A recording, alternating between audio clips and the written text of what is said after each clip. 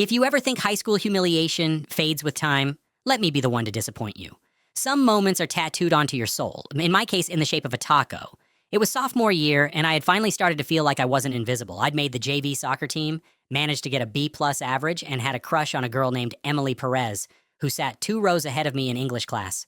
She had this quiet confidence, the kind of person who didn't need to be loud to be noticed. I, on the other hand, needed all the help I could get. That's why when our English teacher, Mrs. Davison, announced the school's annual cultural food fair, I saw my chance. Every student had to bring in a dish that represented their culture and write a short presentation about it. My family is Mexican-American, so naturally I decided to make tacos. Simple, right? Wrong, because I didn't want to bring just any tacos. I wanted to make the best tacos anyone had ever tasted, the kind that would impress my classmates and maybe even make Emily notice me. My mom warned me. "Mijo," she said, watching me scroll through recipes on my phone. "You're not going to have time in the morning to fry meat, make salsa, and assemble tacos for 30 people. Just bring chips and guacamole." But I was stubborn. "Mom, everyone brings chips and guacamole. I'm not everyone." So I went all in. I spent the night before carefully marinating the meat, chopping cilantro, and making my own pico de gallo. My kitchen looked like a cooking show crime scene by the time I was done. But it was worth it. The smell alone could have made Gordon Ramsay cry. The next morning, I woke up at 5:30 a.m. to warm the tortillas, reheat the meat, and load everything into 3 containers. I even wore my cleanest white polo shirt, the one I'd saved for special occasions. I figured this counted. When I got to school, I carried my masterpiece through the halls like it was the Olympic torch. My friends Marcus and Jay gave me a look. "Dude, what's with all the food?" Marcus asked. "It's for the food fair," I said proudly. Jay smirked. "You trying to bribe your way into Emily's heart with tacos?"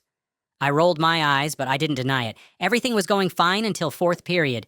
That's when disaster decided to spice things up. Literally. As I walked into the classroom, someone, I still don't know who, brushed past me too fast, bumping my elbow. The containers tilted, then wobbled, and before I could save them, splat. The entire top container, the one with the meat and salsa, exploded on impact. The sound echoed like a gunshot. Everyone turned. Red sauce splattered across the floor, the desk legs, my shoes, and worst of all, my perfect white polo. I froze. The smell of taco meat filled the air. For a second, the room was dead silent, and then the laughter started. "Oh no, Taco Boy!" Jay wheezed, doubling over. "Smells like lunch came early," someone else shouted. Even Mrs. Davison couldn't hide a smile as she hurried to grab paper towels. My face burned hotter than the salsa on the floor. I crouched down to clean it, mumbling apologies, trying to scrape beef off the tile with napkins that were instantly soaked through. The more I wiped, the more it smeared. It was like fighting a losing battle against embarrassment itself. "Hey," a voice said softly behind me. I turned around. It was Emily.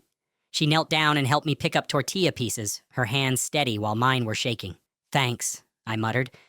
She smiled, tucking a strand of hair behind her ear. "At least it smells amazing." It wasn't much, but it was something. A tiny, shining moment in a sea of humiliation. After we'd cleaned up most of it, I sat down at my desk, red-faced and taco-stained. I figured that was it. My short-lived chance at social redemption was over. But Mrs. Davison, to my surprise, told me I could still present. So I stood up, shirt ruined, hands still faintly smelling of cumin, and began my speech.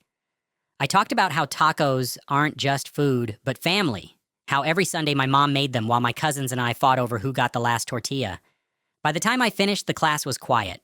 Then slowly people started clapping. I'm not sure if they were clapping for the story, my bravery, or the sheer spectacle of the day, but I didn't care. For a moment, I felt, okay. That feeling lasted about 5 minutes, until Marcus leaned over and whispered, "Yo, Taco Boy, you got salsa in your hair." And just like that, I was back to reality. I was back